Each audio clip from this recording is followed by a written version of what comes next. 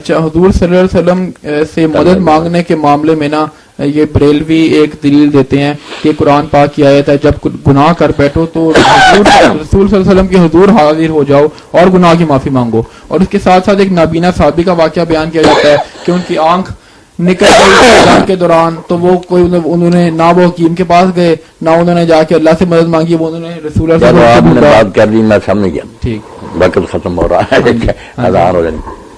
یہ جو ہے نا سورہ نساء کی آیت تھی. جب انہوں نے ظلم کیا تھا تیرے پاس آتے اللہ سے معافی مانگتے، اللہ کا رسول بھی ان کے لیے بخشی کی دعا کرتا تو اللہ کو وہ تواب اور رحیم پاتی.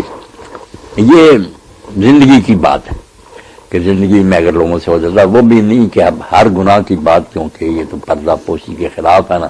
اللہ تو چاہتا کسی کو بھی نہ پتا چلے، یہ حضور کو جا کر بتانا میں نے یہ گناہ کیا، کوئی نیکی نہیں، نہ اس کا یہ مطلب ہے. وہاں سارا معاملہ تحاکم الطاغوت کا کہ جو یہودیوں کی عدالتیں پیرل چل رہی تھیں، مسلمان کہلاتے حضور کو چھوڑ کر ان کے پاس فیصلے لے جاتے تھے. جب پکڑے جاتے تو کہتے ہم یا رسول اللہ چاہتے ہیں کہ صلح سے سارے بہانے بناتے. تو اس کی بجائے اللہ نے کہا